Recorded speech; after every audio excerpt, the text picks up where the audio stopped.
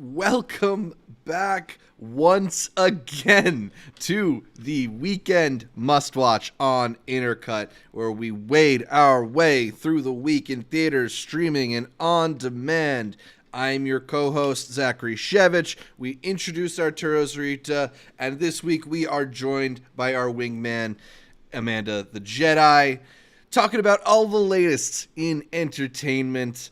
We just did an hour on the Cannes Film Festival and all the amazing movies that Amanda got to see there. But let's make this a little more general and talk about what everybody's been watching, which starts out with Top Gun Maverick. I think we want to go into depth on a even separate stream if we're gonna stick around for that at this point. But just talking about it in terms of non-spoilers, this is obviously not just the big movie of the weekend, but the biggest movie of Tom Cruise's career thus far, with the $124 million opening weekend, the 41st biggest opening weekend of all time. Art, you got to see it before me. We talked about it a little bit on last week's stream, and I think you were kind of like, you were pumping the brakes a little bit. You didn't want me to get too enthused. I feel like I see what you mean, but Amanda, what was your reaction? Because you got to see Top Gun Maverick overseas. You got the luxury treatment in the Palais. What was your reaction to Top Gun Maverick? So I am self-admittedly not a huge fan of a lot of just like straight up action movies.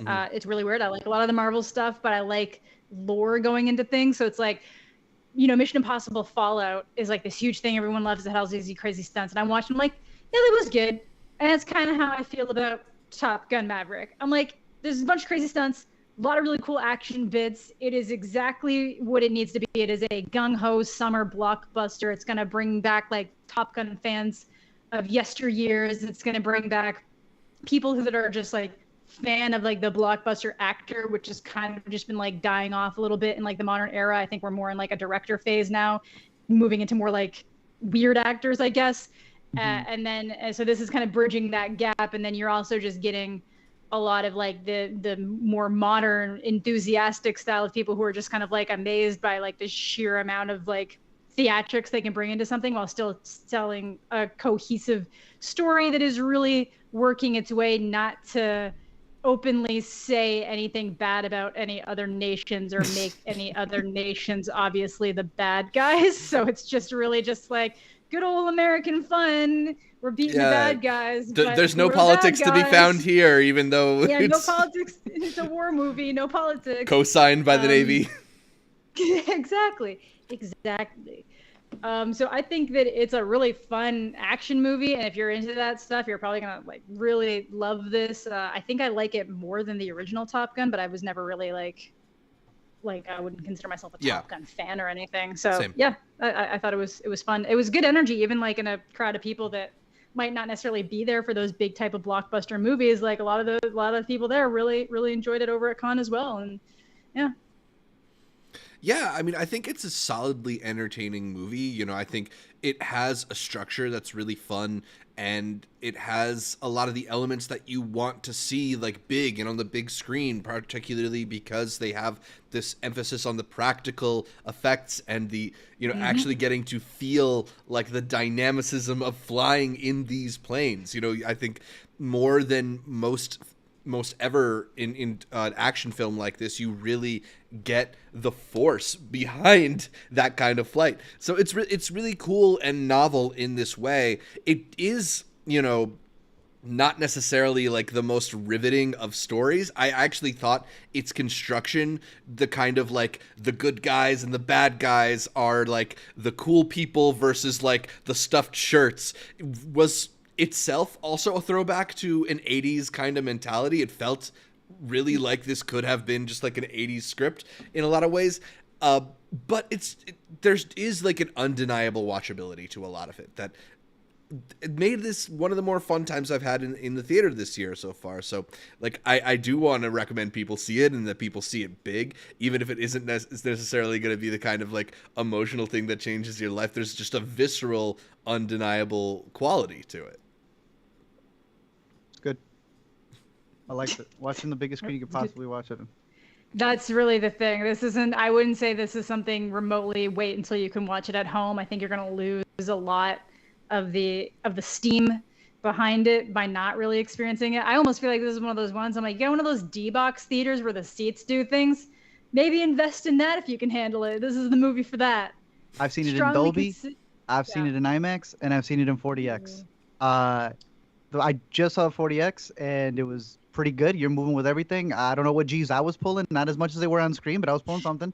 I still think the IMAX is the best way to see it. They also have a version of this that's in Screen X, where they actually grabbed extra cameras, put them on the plane. So then technically for the Screen X, where they add the 2 extra screens in your theater, yeah, you are actually seeing the whole panoramic view when they're up on the planes. I don't have any of those near me. If not, I would have gone to go see it. I've heard that they got some 40X IMAX Screen X showings. Probably had to go overseas for that, but yeah, I was honestly wondering. My second cousin was all like, "I want to see the ones with the screen on the sides," and I was like, "Yeah, okay, sure." I had no idea that was actually a thing. Yeah. But it's like they tour those because I feel like no location has those integrated. It's almost like the company goes and sets up the screens in certain places, but I just like hearing that, when you have an IMAX movie, shoot it actually in IMAX. Don't just give me the extra screen that you edit in post. For the Screen X, it always feels like they're just adding you extra stuff that you don't really need. That's why it's in your peripherals. But from the IMAX, from that, and even the 40X, they fine-tuned it, and I think that they have one of the best theatrical experiences of the year. Even if you don't watch it in any of those premium formats, I think it's still a movie that stands up regardless of that. I think was well worth the $156 million opening. We'll talk about it more when we get to our whole spoiler talk, but damn, bro, that was records. Like, double the records for Johnny, double the records for Tom, and then just the fact that it's been over a decade since 2007. I guess that's why Johnny's on my mind, too. It was Johnny Depp's movie for Pirates that had the record for Memorial Day weekend. So, since 2007, no one's broke that record until this movie, so... Crazy stuff. I mean, also goes to show why they were so insistent on delaying this movie, and they were pegging it to this particular week too. They knew coinciding it with Fleet Week, it's a nice thematic resonance and gets it into a lot of other celebrations too. So I don't know. It really satisfying movie. I think I'm excited to talk about some more specifics about it later. But I think we all recommend it. What was your question? Yeah, for sure. I definitely, sorry, do you think we're going to see the massive increase in people signing up for the Navy like they did after the first one? Do you think that 100%. They're going to be able to easily really maneuver that this time again? We'll talk about it in the spoiler section because it's deeper than you even think. Yeah. All right. Not a whole lot next week. Competing with Top Gun Maverick in terms of the theatrical or virtual movie game. There is Good Mourning with Machine Gun Kelly, which both of you subjected yourself to, and it's been getting some of the worst reviews of any movie that I've seen this year, including another movie with Pete Davidson in it, Marmaduke. So it's some pretty stiff competition. Why is this one so objectionable? Because I've stayed clear of it completely. I literally, this is what I chose to watch instead of the Donkey movie. Yeah, a Cannes Prize winner or the Megan Fox. I had to Megan Fox alone, but I had to make a video, I forgot something for a different video in Canada, so I was like, shit, what's out? Oh, good, a dumpster fire, perfect. And a cool 90-minute dumpster fire, I can do that. It's just really bad. It's literally 90 minutes? It's 90 minutes. Nah, it took me 3 hours to watch that. Ain't no way. Exactly. It is the longest 90 minutes I've ever fucking experienced. It's the kind of movie where too much is happening, but nothing is happening. It is literally, he said it himself that he basically just went through his contact list and anybody who's available is in the movie. This is just the definition of rich people with too much free time. 100%. It's just, there's no work at making it work or make sense. None. And then people try to defend it. Oh yeah, you go. Who? Fucking people. There's even people who are like, I'm not even a fan of his music, but it's I thought it was funny. It's almost like it was a stoner comedy, and I'm like, fuck no, it wasn't. What are you watching for stoner comedies that you think this is good? You deserve more. If this is your type of stoner comedy, can I give you a list? This is not. Because if you have to be fucking wasted 3 Ways to Sunday to find this funny is not a good stoner comedy, because good stoner comedies are funny whether you're sober or stoned. This is a heroin comedy, Zach. What this is it's got a worse production than a Logan Paul YouTube video. And it has to be the absolute dumbest showcase of performances that he's trying to do in terms of getting to acting.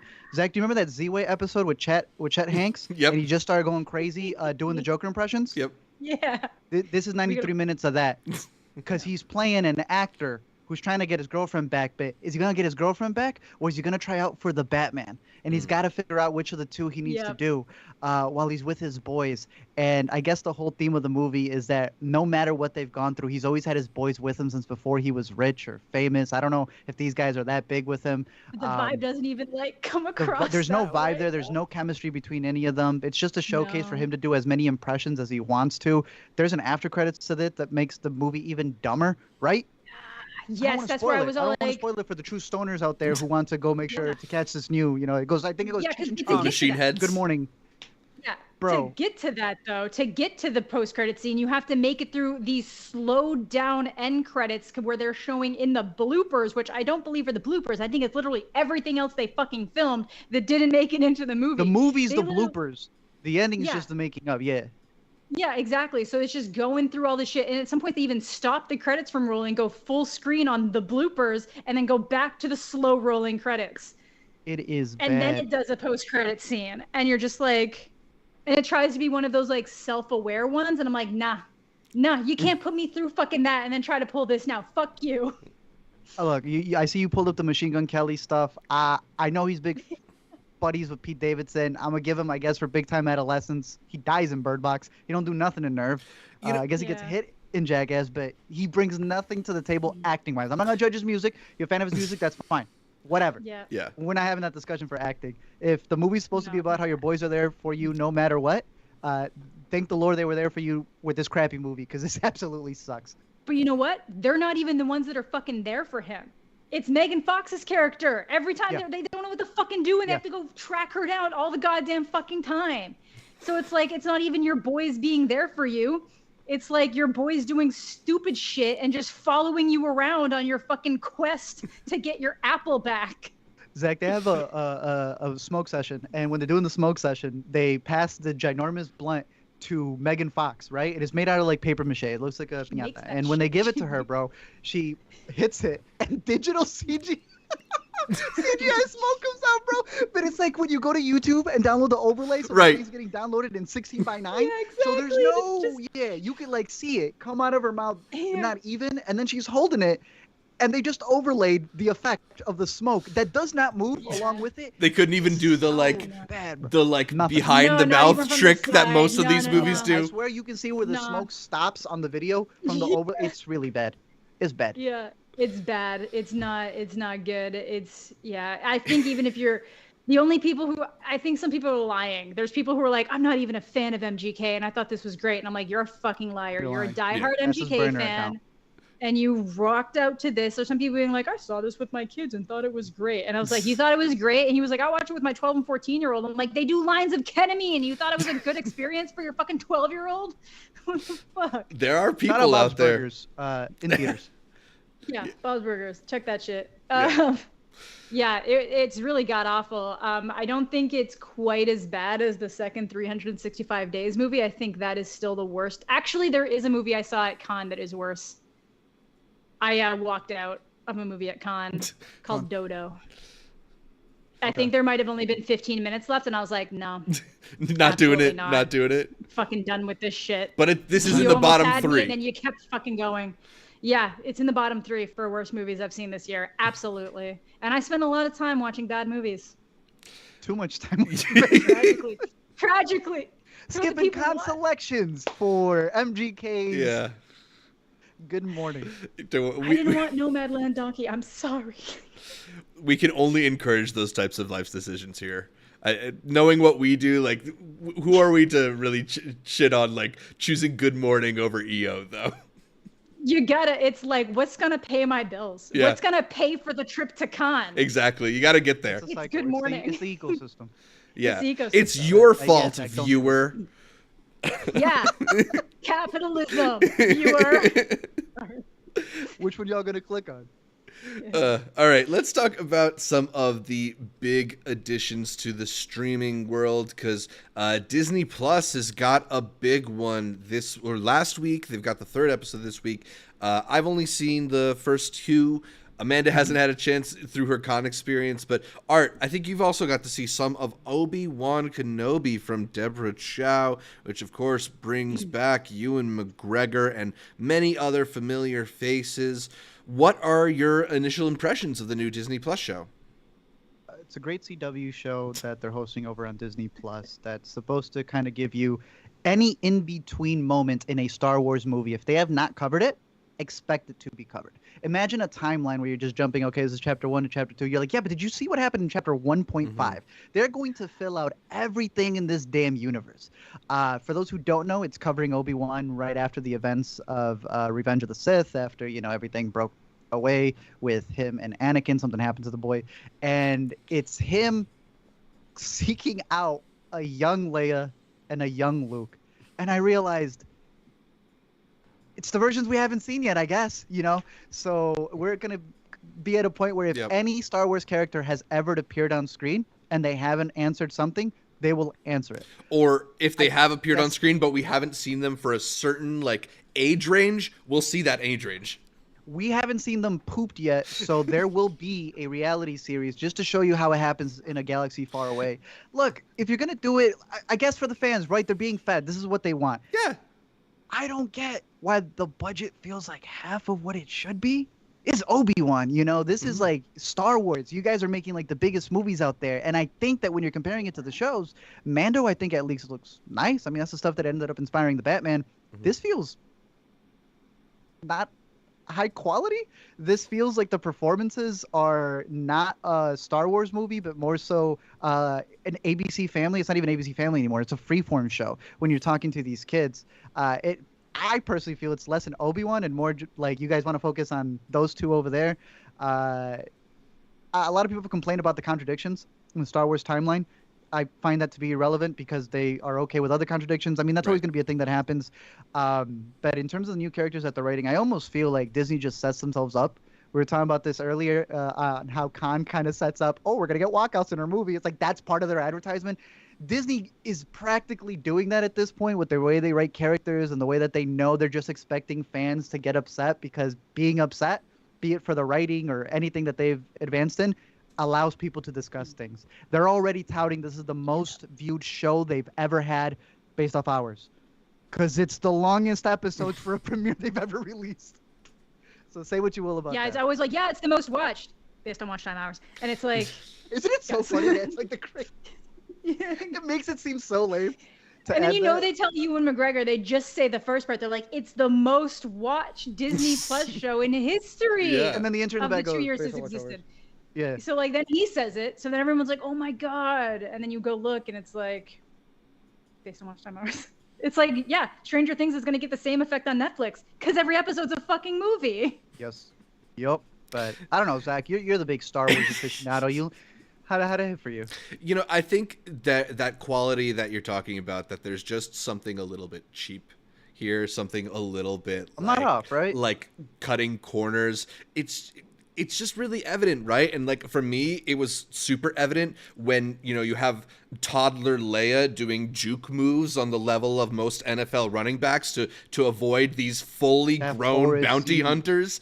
Goofy. Just a silly sequence to be in the middle of a show that you're trying to build tension in or whatever. It just makes it all feel very light and fluffy and good for kids. Fine, cool, but this is adult entertainment now, right? This is this is what the masses are consuming, and I'd expect something that feels a little bit less just light and fluffy. And here's the cute Ewan McGregor and this cute kid making jokes about how he's too old to be your father, and just I don't know. There's something just a little hokey about it that is different from the hokiness that you expect from a Star Wars, if that makes sense. Yes. I get it. I don't know. I don't really have the nostalgic attachment to this, so I'm kind of waiting for there to be more of a there. And through 2 episodes, I didn't really feel like there was one. Although I did enjoy Kumail, which I was a little worried about his inclusion into a universe I don't care about, but he's actually charming. Sure, but everything's distracting, man. Who cares? Yeah, like, sure. I don't know, man. I hear about this, I just don't want to watch it. Like, the more people talk, the more I'm like, I am just going to sit in my corner with my prequels, and everything else can fuck off. I mean, even there, yeah, I wish it was up to the prequel standard. I can't believe we're saying that at this point. But hey, I will reserve judgment until the series wraps to really discuss it as a whole. I do kind of have the nostalgia because episode 3 that I remember watching that day when I still have somewhere here my Obi Wan Kenobi Lego. I don't like the thing. I lost a lightsaber that goes with the Lego that lights up, but you still click that head and it works. There's no batteries in that thing. It works off the Force, dude. So that's somewhere in there. I have a little bit of a connection to it, and even I don't know. I wasn't impressed with the first 2, but we'll see. Something did surprise me though, Zach. Yeah, there was another premium streaming show that debuted in the past few days. This one over on Netflix, and that is Stranger Things 4, at least part 1. Of season 4, the first 7 of 9 episodes following 11 and Mike and Dustin and a lot of other characters. There are a lot of characters on this show, like more than I remembered. And then I counted, they introduced 10 more characters by name in the first 2 episodes this season. So it's definitely a whole lot of Stranger Things, but you were pleasantly surprised by season 4. I'm a certified Stranger Things hater. Whenever a new one comes out, I feel it's very derivative of things that have just come before it, which, you can homage things, but are you going to do something different? Are you going to give it a different flip? We've gotten to the point where it's the writing that gets in the way of the advertisements, because there's so many advertisements and product placements put into these shows that for season 4, I don't know if y'all heard, the Monopoly board came out, and the Duffer Brothers were so mad because the Monopoly board spoiled parts of season 4, and I'm like, oh no, did all the advertisements come to bite you? All the time. That shit happens so much. Hey, I mean, that's what happens when you're pushing so much products out there. It came back to bite them. I don't think it was going to matter for everybody. There's not much, I guess, you could spoil, but I was actually surprised. I was surprised with this new season. I like what they're doing with the characters. It's the same situation that they've all been there before. 11 kind of stuck in a scenario, and she doesn't know how to communicate with other people. She's still doing that here. All the relationships that haven't really blossomed, they're still not blossoming here. Will, getting no respect, still not getting any respect here. You saw the first episode, Zach, when 11 gets like bullied, and Will's like, "You can't be lying to my boy." You know that's Will's birthday. I didn't even realize God damn. That's how disrespectful that the writers have forgotten when Will's birthday is. Woo, shit. It's still the best one that they've had so far. This season does a little thing different where there is a monster that's kind of attacking people and making them like feel the grief or guilt of a scenario that they may have been, and then like it's crazy like contorting that happens to their bodies, and they're all being like hunted one by one. You get this curse, and it's like you have 3 visions before you die, and a lot of homages to Halloween, a lot of homages to Friday the 13th. A cool one to Silence of the Lambs. And I think it works. There's an element where they're at a video store, right? I could be a sucker for that. But I'm like, I like it, but I'm not going to pull the same thing of being like, oh, 80s thing, I'm going to enjoy it. Ooh, video store, I'm going to enjoy it. Yum. Do something with it, right? You're actually in there, and as a part of the mission, I don't know if you've gotten to that point, they're able to use like people's movies that they've logged to be able to hunt down someone who they need. They're doing actual creative stuff. The performances in this season, I think, are a lot better. I'm blanking on her name right now, but I think it's Sadie. Episode 4. She has like a really big arc that happens there. Max, thank you. I think she's the best actress out of the show to begin with, just off the bat. I'm excited for this. And they gave her some good stuff to work with. I think the 11 storyline, without spoiling it, I don't know if you were able to wrap up the 7, Zach. I was. There is a warning that they give you right at the beginning of the show, a warning that the Obi Wan show should have had, and it makes sense. I thought it was interesting what they built towards. I don't know how you felt about the ending without getting into spoilers, but I like that even though it's the first half, the 7 episodes feel complete. It did feel like a finale.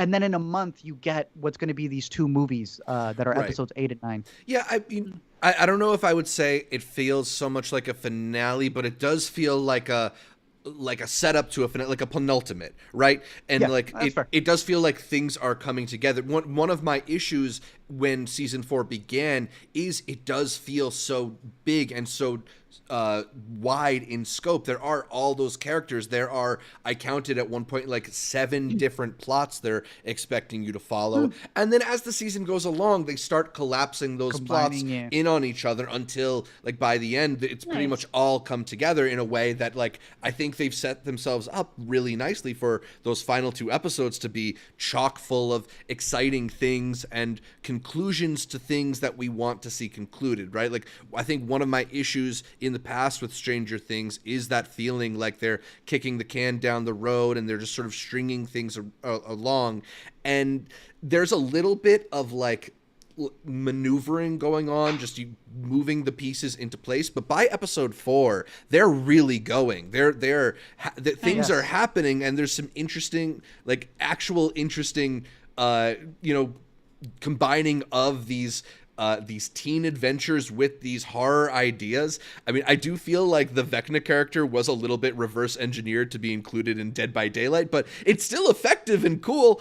I am more in on this than I've been on the show in a while. You were saying that this might be your favorite season of the show. I still think the first is my favorite season of the show so far. Season of the show so far. But this is definitely close, if not right up there. Yeah, so from a hater, I can finally recommend one season of Stranger, one half of a season of Stranger Things. I'm excited. I'm gonna watch it with my mom because we've watched the other seasons. It always just randomly seemed to have come out when I was here visiting, so I was just holding off. Yeah. So it'll work out. And we'll Do you have a favorite character? As much of that as possible.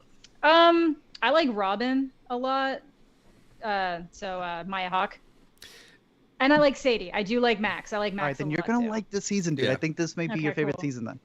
Yeah, I think because I didn't even hate season 3. I know everyone, and I get the complaints of season 3, and but like for just something to watch and enjoy watching, I was fine with it. But I'm like, it's just one of those ones. It's like I get everything you're saying about why this is bad, but I'm still gonna watch it twice. Yeah, I mean, that's fair. There is a thing to Stranger Things that even when it's not at its best, I think it's light enough and airy enough and propulsive enough that it's pretty easy to consume. Like you and I both watched 7 hour-long plus episodes over the extended weekend, and like I didn't feel like it was really a slog the way that sometimes seasons of this length are a slog, or even shows that I'm not looking forward to the way that I wasn't really looking forward to Stranger Things can be a slog. Like it moves, and sometimes that's because they bring on Paul Reiser and ask him to do like a 5-minute long exposition dump, but sometimes it's because it's just like a fun hangout with fun characters. I agree. It's longer and flows better than the previous seasons, without a doubt, in my opinion. Yeah. Nice. We'll see how they wrap it. Awesome. All right, let's go over to Netflix, where the first of a couple extended feature drops happened. This being Jackass 4.5, which is kind of some behind the scenes, kind of some never before scenes, and a bit of interview footage from the making of Jackass 4.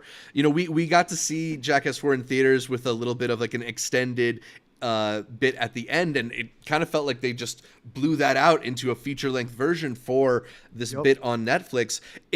I mean, if you enjoy Jackass 4, this is just not only more of that same ingenuity and camaraderie by way of torturous pranks, but you get a little bit of the insight from the people, and I did find it really interesting to actually hear from the performers, the stunt people, in their thoughts going into this and how they deal with some of the anxiety of going through these, punishing activities. I'm really enjoying Jackass 4.5. I'm only halfway through it, but I know you caught some of it too. You're liking it as much as I am? It's fantastic. This is what I'm talking about. This and what we're about to talk next are true outtakes. Not even in that sense, because when you see an outtakes thing and you're like, yeah, that definitely should have not been in there, that's not going to be a good thing to watch. But when you're watching the outtakes and you're like, damn, I wish they would have fit this into the original, then you're actually creating a lot more for the fans that I think is worth it. I like the addition of the interviews and that tennis one. That's the one that got me to watch it because I saw that it was going to be there, and that's what they auto played was when the tennis star was like smacking them. Nasty stuff. That should have been up on the big screen, but shout out to Netflix for picking up what should have been Paramount's. Paramount has all of the Jackass movies, but they dropped the ball on picking up this one. And it's a true 4.5 because it's not like they're just adding extra scenes. It is like a whole other product. Yeah. Just like the boat thing that we're about to talk about. But I want to see more of these things. I don't care who picks them up, but as long as it's on a streaming service, I think it's a really good way for people to see more of the cast, their shenanigans. I mean, it's essentially, like we've seen this on some DVD releases or Blu-ray releases where you get the like feature length making of movie, and it's a little bit of that and a little bit of just stuff they didn't use, but I'm always appreciative to get it when it comes from something I'm really excited about. And yeah, I don't understand why more streaming services don't aim to do that with more of their stuff. Netflix has been doing a pretty good job of when they have a big release pairing it with some kind of behind the scenes content, but like they could do more. All of them could do more because we like checking this stuff out. We'll do it if it's there for us. All right, speaking of more, Bo Burnham, the Inside Outtakes and cut clips, sketches, and more from his 2021 special Inside. I was extremely pleasantly surprised to see the presentation of this one, which, as you mentioned, it's similarly just kind of like this extended collection that could itself be another release. Like there's so much stuff that ended up on the cutting room floor that feels like it was good enough to go inside, but there's also the bits that you see his production that I found so valuable. Cool. What were your favorite parts of the Inside Outtakes? Being able to see him set up a recording and then just yell because he couldn't get it right. Yeah. And just swearing about it. He has a really interesting thing where he will combine all of the takes that he like this. Yeah, for anyone he like Brady Bunches them videos, almost. And it's a countdown practically of the big one is the one that will be the version that got it right, and then everything else is slowly disappearing when those versions when those takes messed up. And I'm like, it's a really good look at the inside of the making of the production of it and what it takes to make videos like this, especially when you're by yourself. And it's also really cool to see him figure it out. Like he doesn't know where to put the disco ball, and then you see him in real time figure out experiment. This is going to be the best place. That was really cool to see. And then a lot of the cut bits were really dope as well. I think that Drake inspired one, the 5 years, should have been in them. It should have been in the original. Has to. I love though that the man started on YouTube, made it the Netflix special, got some criticism for that, and then made a whole hour and 3-minute thing that he brought back to YouTube. Yep. I don't know. It's really cool.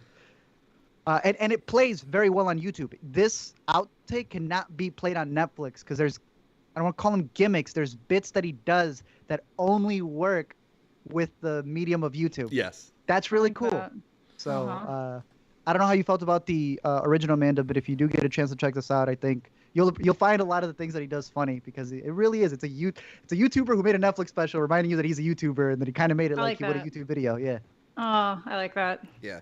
And what a good guy. Even when the content is stuff that you maybe have seen or seen bits of, none of it feels redundant because he's presenting it so differently, whether it is, like Art was mentioning, the eliminating of the bad takes as he goes along, or it's just the seeing things from different angles as he tried to figure out what would be best. Like it's really cool to see the construction of it, and you really do get an appreciation for just how isolated the production was, how much of this is DIY homegrown stuff. And yeah, I mean it's there's a lot of great stuff in there. I'm still laughing about the Joe Biden bit, so very good stuff.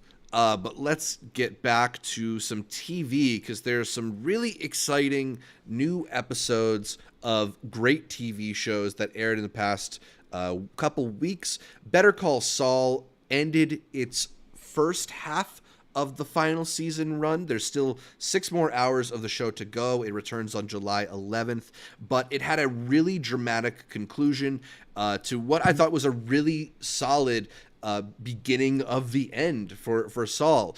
You know, the show is really great in its construction of these bits, the way that it slow plays a lot of the characters' plans, so it leaves you in the dark as to what they're doing, but you kind of you get what they're doing maybe on a moment-to-moment basis, but in seeing the larger picture, I love the way that once it all comes together on a show like Breaking Bad or Better Call Saul, that it just feels really rewarding, because you've experienced all these disparate elements and you're not sure why they're important, but you know because they're being shown to you they're important. And then they have a way of surprising you with the utilization of them. And I think that remained true through its final, or mid-season finale here, which there's going to be some coming together of or a clash between certain people, but they always know how to give you a rug pull you're not expecting. And the darkness to which this episode goes is it hits some levels that are Breaking Bad-esque. To me, this was their killing Hank episode or whatever for Better Call Saul. Oh shit. It's really, really good. It's really, really dramatic. And I cannot wait. I'm so on edge for these next 6 episodes. Stranger Things I can put away for a month. I accept it. I'll be back, but I cannot wait the month for Better Call Saul. I need to know what happens now. So I'm hoping maybe some people catch up with it, because it's going to be a pretty awesome conclusion. I'm pretty confident given the way they've handled it thus far. That was really good, but another really great series that I've been following a lot of is Barry. I hope you guys catch up with the 3rd season of Barry. They've now had 6 episodes. They only sent 6 episodes out to critics because this was kind of like a big week on the show where a lot of things have come together. There's this extended chase sequence that's some of the craziest action filmmaking that they've done on Barry. I've seen a lot of people comparing it to like a scene from GTA, the way that they're like darting through cars on this episode. Barry just has this unbelievable ability to combine this extremely harsh, brutal violence with a deadpan execution that makes it so like starkly funny. And I'm always surprised by the new contrasts that you get in like deadpan humor and deathly serious consequences. In episode 5 ended with one of the meanest things I've ever seen a TV show do to one of its characters. And then episode 6 got even darker than that. So please catch up on this show, because it's really, really good. There's just so much good TV on right now. Amanda, you were talking about this before we started recording, but there's so much to watch right now. Boys is starting soon. That's why I don't want to watch Obi Wan. I'm like, why do I want to waste time watching something that's just going to piss me off and like ruin a part of my childhood, and then know if I complain about it, I'm going to get a bunch of fucking angry nerds in my mention. Yeah. And if I like it, I'm going to get a bunch of angry nerds in my mentions. Like, you can't fucking win. So like, I'm just going to, if for some reason it ends up being amazing by the end, I'll watch it, which is unfortunate because I was actually excited for the show, and just based on what I'm seeing, I'm already like over it. So I'm just like, no, I will catch up on Barry. I'll get around to watching Better Call Saul, Yeah. And, fuck Obi Wan Kenobi, which should just be called Kenobi. Agreed. Why is it called Obi Wan Kenobi? Are you fucking kidding me? It's a little wordy. It's unnecessary. Yeah. I don't think there are toxic Bill Hader fans out there, They're pretty respectable. Yeah, They're sly. They're slick. Yeah, it's but a you cool know stand what? I also don't want to watch that because his name isn't spelled Barry with an E. You're an IE strict fundamentalist? No, fucking Pete Davidson's character in Good Morning's Barry, Berry. Oh, You have only room for our IEs in your life after that, I guess. Yeah, that's it. There we. Art, what are you going to catch up on first? Better Call Saul, Barry, or nothing? Better Call Saul. Yeah, you're doing the Better Call Saul binge? Hell yeah. Bro, for whatever reason, I'm watching video essays on the show. I might as well just watch the show, right? Yeah. It's true. You should. I mean, You look. ever just like catch something and you're like, dang, this is real. This is how I know like what we do, no matter how much we spoil it. I find myself going like, I want to know about the show that I'm going to watch, but I want to hear what people That's are what I saying, mean. and it hypes you up to watch the show. I also Exactly. feel like it's one of those shows that even if it spoils it, it's not really spoiling it, because the best shows you can know everything about it and you still experience the performances and the way that it tells the story. The pacing. It's just what I got, 60 episodes. Yeah, I mean, at this point, there's more Better Call Saul episodes than there were ever episodes of Breaking Bad. Breaking That's Bad. crazy. I didn't realize that it began right after, because Yeah. we were going down the Emmy noms, Yeah. and as soon as the final one for Breaking Bad, they started this. Because I don't know I why. watched the first season. I just, for whatever reason, Uh-huh. didn't keep up with it after the first season ran through. Yeah, but you But I didn't think it's dislike because it. it You like just did a break.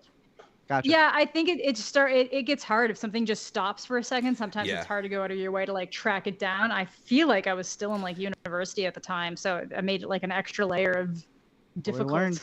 It comes out what, Mhm. July? Second part? July 11th, the last 6 episodes. What's the point, bro? Like, what are these little breaks for? I don't know. It's like a To keep month. people, well, for Netflix, it's to interesting. keep people on the streaming service. It's I so wonder- people don't cancel. The Emmys sure. deadline is July 1st, so I wonder if this is strictly to make Better Call Saul eligible for 2 Emmy cycles.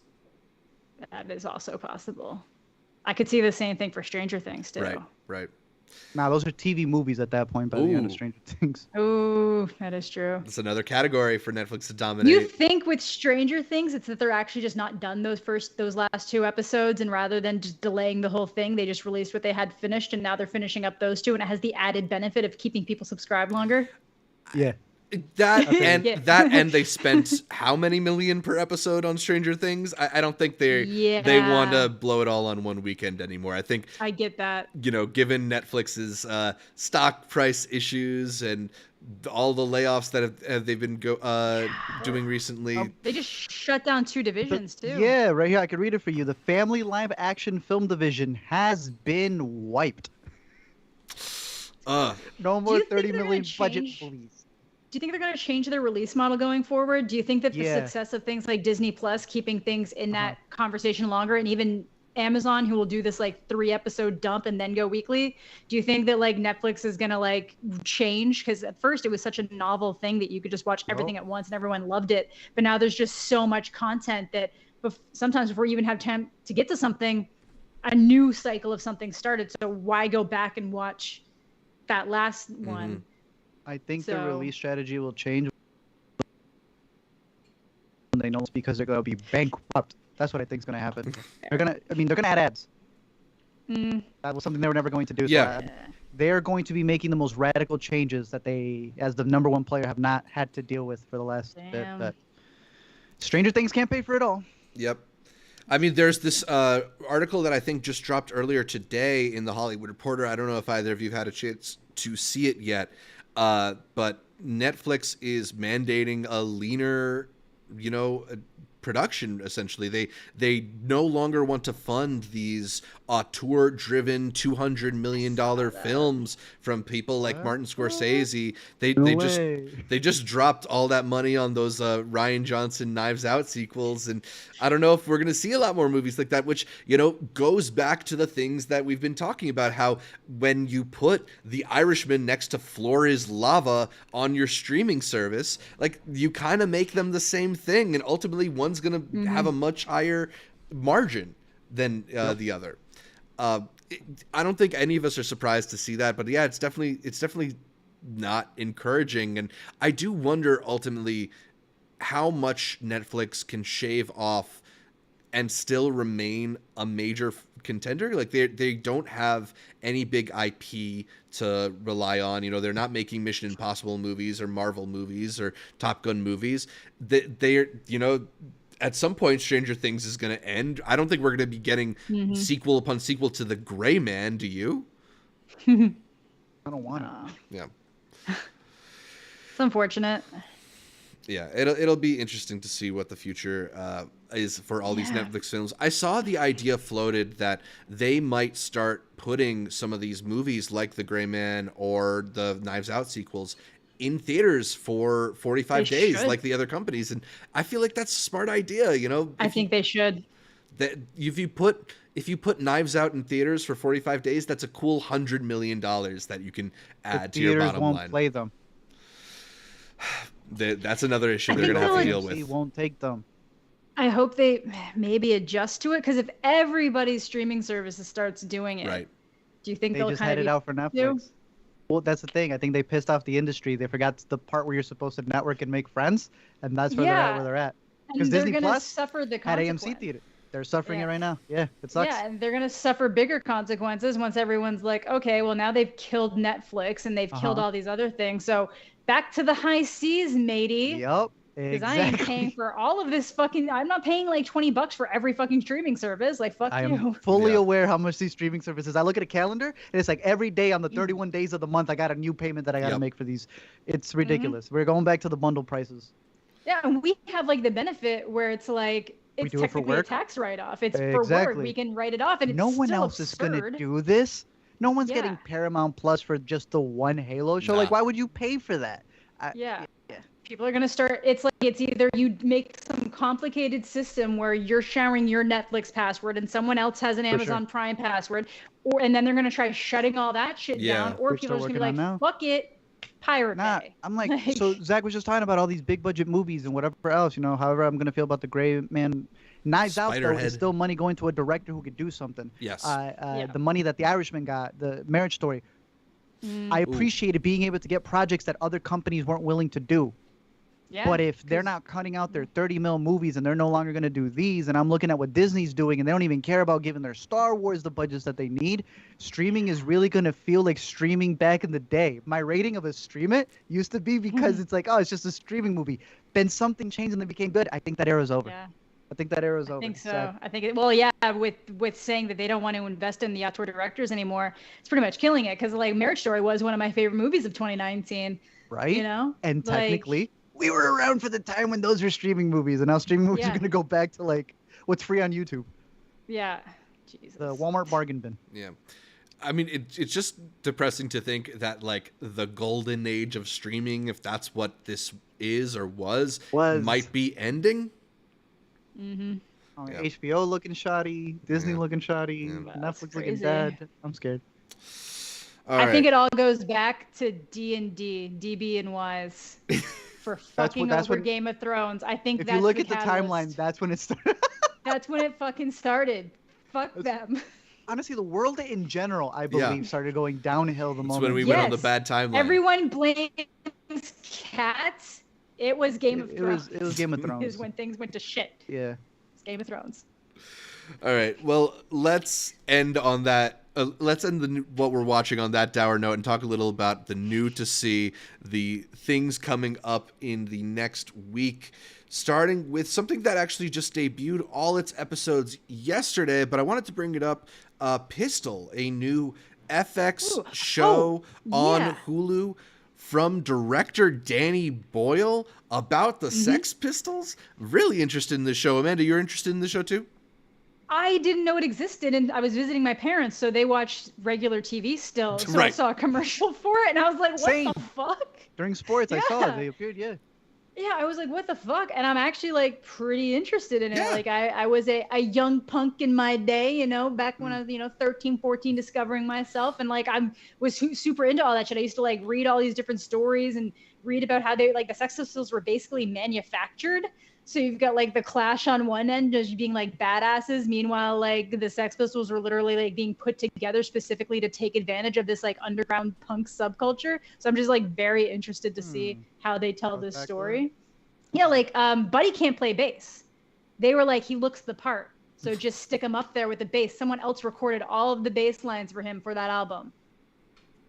They kicked out the original bassist because he wanted to sound too much like the Beatles. Bring in Vicious. Can't play. He's passionate about the music, huge into the scene, can't fucking play an instrument to save his life. Damn, it was like Angelina Jolie when she directs? Yes.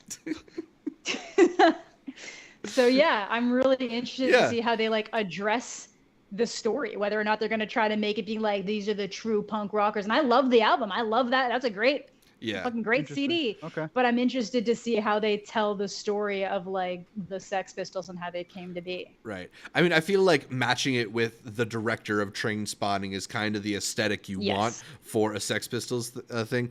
Look, I'm just Absolutely. taking a look at the guy who wrote it to see if there's anything interesting there. But it looks like he wrote the Elvis screenplay, so maybe. Maybe. We'll find out. Maybe. All right. Then on June 2nd, we're getting This Is Going to Hurt on AMC Plus. I know this is a show that some people were looking forward to because we got Ben Whishaw in the lead.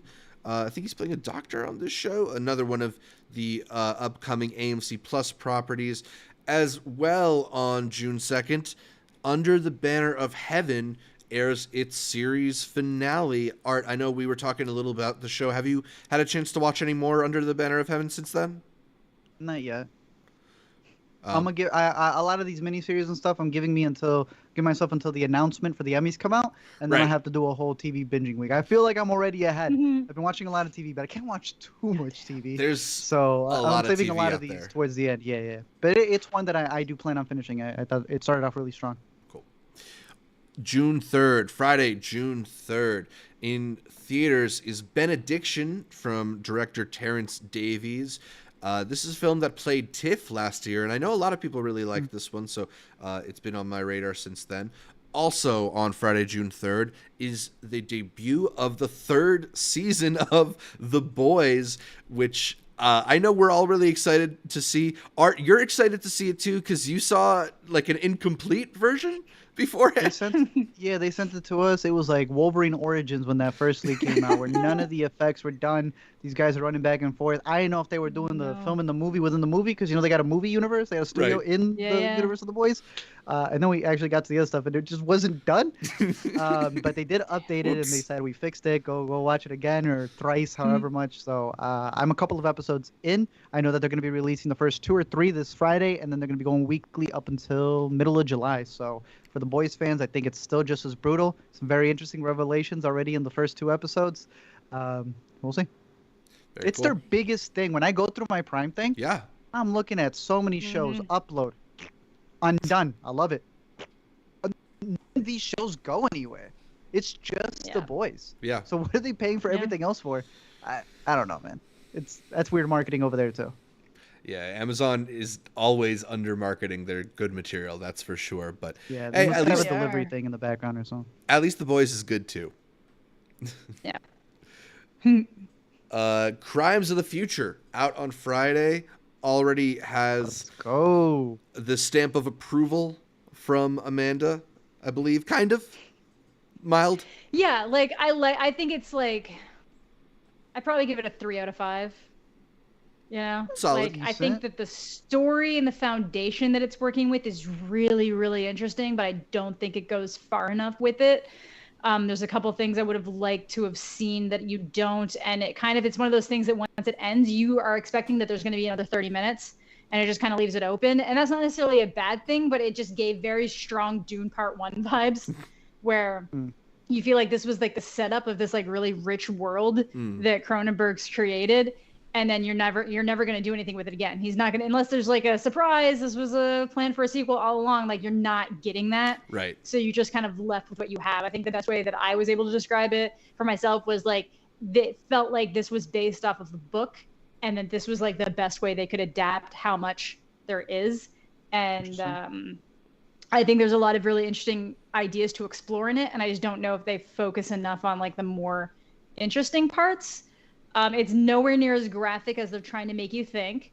Everyone's talking about mass walkouts. I saw like 7, and only one of them was like early on when the kind of graphic happened, and the rest were just like dense exposition parts where they're like explaining things, because like there is so much going on in this like slightly futuristic world where like human bodies have started like adapting and evolving in different ways, and they're really concerned about that happening, and they're trying to get it back to what they see as like the correct way for humans to be, rather than letting this like natural evolution start to work forward.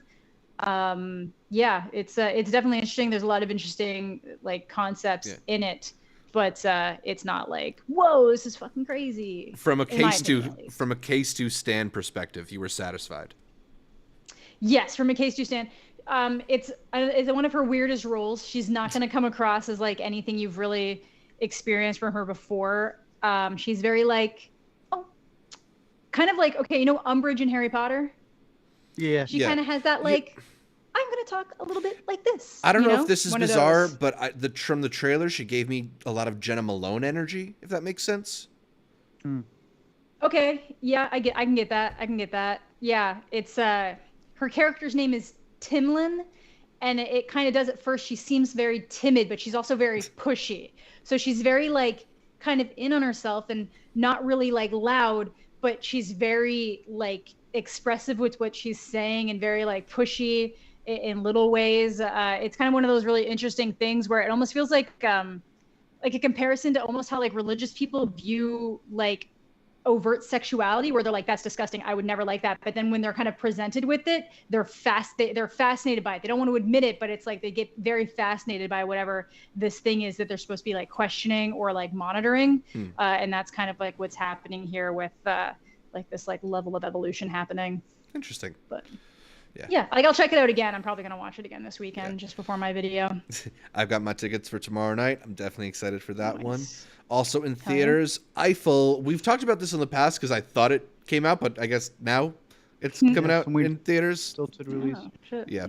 But also on Friday is Fire Island, dropping on Hulu. This one is starring and written by Joel Kim Booster. Also a couple other delightful people in it like Bowen Yang and Margaret Cho. Interestingly, this one comes from director Andrew Ahn, whose previous film was the absolutely delightful small drama Driveways. With Brian Dennehy and Hong Chow. So that's a good movie. Yeah, a very different tonally looking film, but one that I'm actually very excited for. There's a lot of very funny people involved with this one, and buzz is pretty strong on it too, so I'm excited to check out Fire Island. Interesting. On Disney Plus on June 3rd, Hollywood Stargirl, which until I started watching it, I didn't realize was the sequel to Stargirl. Shit. Okay. Did either of you guys like Stargirl? I didn't watch it. I thought it was a DC movie, and then I was like Stargirl. I thought it was like a superhero Stargirl, and then I was like, why does she got a ukulele?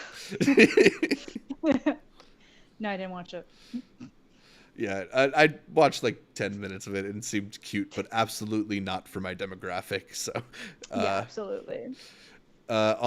Speaking of not for my demographic, Maika, the Girl from Another Galaxy, hits theaters on Friday. I'm very excited to see if people find, or if kids find this movie, because I think it is quite delightful. I don't know like if kids will be able to enjoy it just on a purely visual level, since it is not in English, but I think it's just zany and cute and fun, a weird mix of like sci-fi and E.T. and other stuff. It would do really well if it was on a Netflix or something like that. So give it a chance. Watch it in theaters. Maika, the Girl from Another. Remember this was a Sundance movie. Yeah. It was cute. Good faces. The kids make a lot of good, funny faces in the movie. Yeah. Very expressive. Yeah. Speaking of Sundance selections, Neptune Frost hits theaters on a limited basis on June 3rd. Poser, which was a movie we liked a bunch last year. I thought it was interesting. It's hitting theaters in Columbus. Normally you see the rollout from New York or LA. This one's going Columbus out. So shouts to alternate release strategies. ScarfFace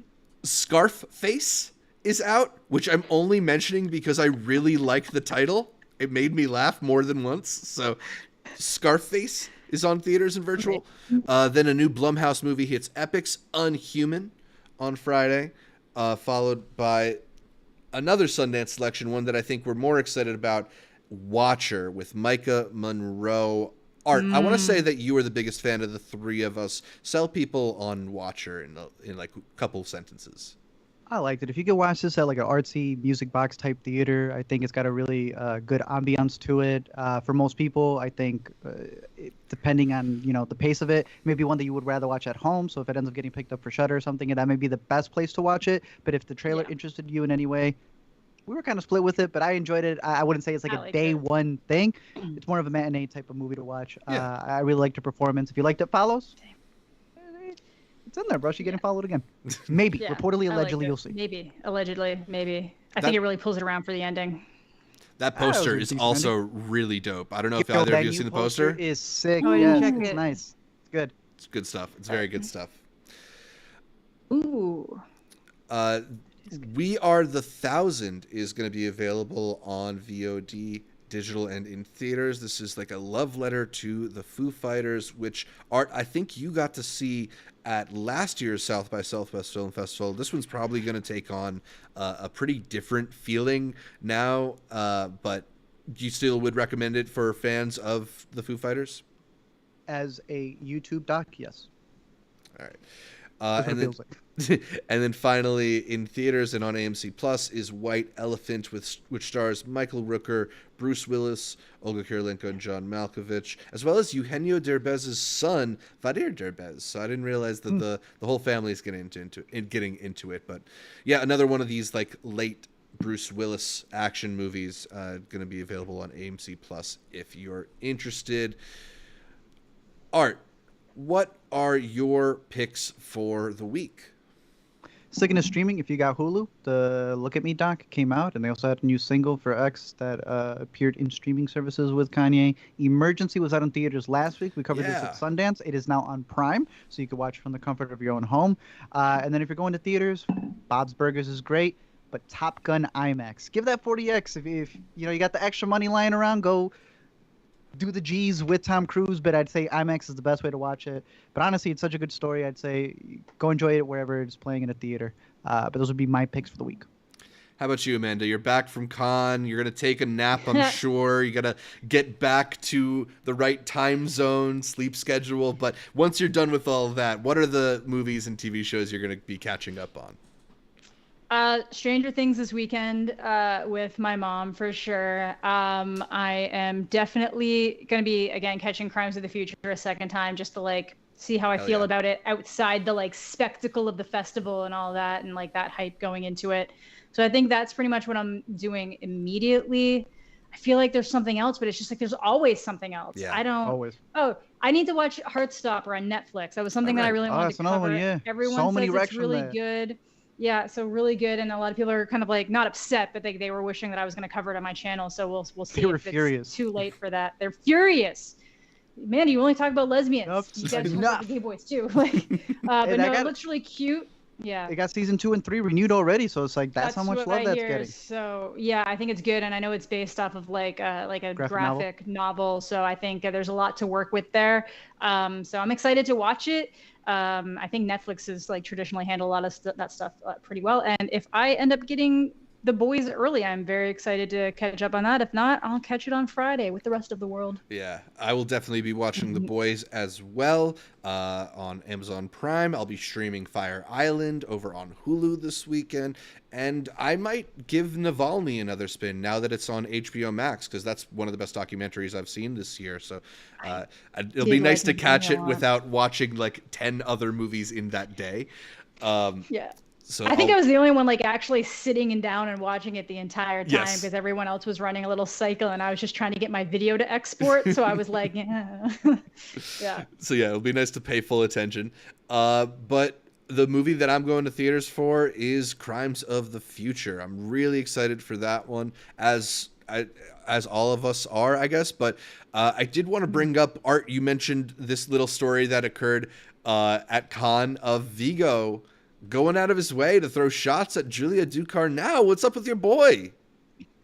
I ain't my boy there, bro. One does not simply allow Vigo to just talk smack about a previous winner, but he did. He came out and he said that before the movie even showcased, they were, like Amanda said, hyping up walkouts, saying they were more gorier than Titan, that Julia didn't know what she was directing because there was no substance, but that this movie would have it. Amanda, Titan or Crimes? Depends what you're looking for. Depends what you're looking for. Titan is more unique. It is more gory. I think that there are a lot of really great ideas in Crimes, but the fact that they have to keep defaulting to walkouts that visibly did not occur to an extent. Again, the Kelly Reichardt movie, way more walkouts than Crimes of the fucking Future. It's like I just feel like they're trying to push their merit on something that really isn't there. I think that there is some kind of like conversation to be had there with what they're going for and like the suggestion, but like there's literally no reason to go at Titan or Julie for any reason whatsoever. It doesn't make any sense. And like, where are you at? You didn't get any awards. So yeah, I mean, I don't know what you're doing. You know, there's a reason that whenever somebody makes a movie with body horror in it, it gets called Cronenbergian. Like, Cronenberg's already the GOAT in that category. You don't need to go out of your way to ask him for more credit. Like, Julia could do her thing too, and her thing is its own unique, interesting thing. I didn't love Titan, but like, it's a really interesting, unique vision. I don't know, man. To Cronenberg's credit, he was not as severe as Vigo was in saying that he thought that Ducournau's film was had a lot of really special things going on for it. So, you know, it's not everybody involved with Crimes of the Future talking that way, but yeah, of course. Vigo doesn't need to throw shots like that. They can all coexist. That's really weird. Like, I'm sorry, like Cronenberg's son is running circles around him with Possessor. Right. Like, in terms of practical effects, in terms of gore, in terms of like, you know, I would say that like a lot of the ideas that there's more layers to what's going on with Crimes of the Future, but like for what they're marketing Crimes of the Future as, Possessor runs circles around it. On Hulu, stream it. It's good. Yeah, that's what I mean. If you're talking about mass walkouts, gorier than anything you've ever seen, just like just this trippy body horror, that's got everything that's what it's being marketed on. Yeah. Like, I would say Crimes of the Future is way stronger in like this like sci-fi future than it is a body horror. Interesting. Take a quick question here from Pink Sweets asking, have any of you seen Shoresy? I can't remember if y'all were Letterkenny fans. We were actually, I think we all talked about Letterkenny back in our Sundance excursion. I've recently gotten into Letterkenny, and I've been trying to get Art into it too. But I haven't yet dove in to Shoresy, although maybe I'll add that to my picks for the week. Maybe I'll watch that this weekend. Got a couple episodes, but I think Letterkenny might be a little funnier. Yeah, Shoresy's never been my favorite character on Letterkenny, so that's part of my hesitation. Okay. Yeah, there you go. annoying. That'll do it. Anyway, so I think that's about all for this week's edition of the Weekend Must Watch. You can catch more from me, Zach Shevich, by following me on Twitter, Instagram, or Letterboxd at ZShevich. That's ZShev, as in Vicky Crepes, ICH. And check out my YouTube or TikTok channels at Multiplex Show. Amanda, thank you so much for joining us. Where can people find more from you? You can find me on YouTube, Twitter, Instagram, Letterboxd, and occasionally Twitch at Amanda the Jedi. And Art, what about you? You could find me at Elmy Explain on Twitter, on YouTube, or probably go into your nearest Screen X to see Tom Cruise risk his life once again. Danger Zone, baby! And talking about it back over here on the Intercut Podcast. You can catch every episode of the Intercut Podcast on iTunes, Anchor, Spotify, whatever your favorite podcatcher is. I happen to like Overcast. And then make sure you're subscribed, not just to the audio feed, but to the video feed as well on youtube.com/IntercutPod, where you can catch our bright, smiling faces as we break down the latest in entertainment. Find new episodes of the Weekend Must Watch streaming on our YouTube channel every Monday at 3 p.m., except for, Memorial Day. It's a holiday. We got to take that off. But please leave us a comment, like the video. Consider heading over to iTunes to give us that much requested 5-star review. It really helps us get the show out to more people, like our Facebook, Instagram, Twitter pages. All of them are at IntercutPod. And you can support the show on Patreon at patreon.com/IntercutPod for as little as $1 a month to get updates on the show, through including early episode outlines, access to our private Discord channels, and invitations to our monthly Google meetings with our patrons. We're probably going to have to schedule a new meeting for next week, so maybe next Monday. We'll cross-reference our schedules. Oh yeah, Jurassic World. Sounds like gotta it's break time down. To subscribe to Patreon. Exactly. Yeah, just as little as $1 a month. It's not that much. And then get updates throughout the week for following us on social media, from me, from Art, from Amanda, from all the guests that we feature here on Intercut. Thanks again for tuning into the weekly Must Watch, and until next time, third time's a charm.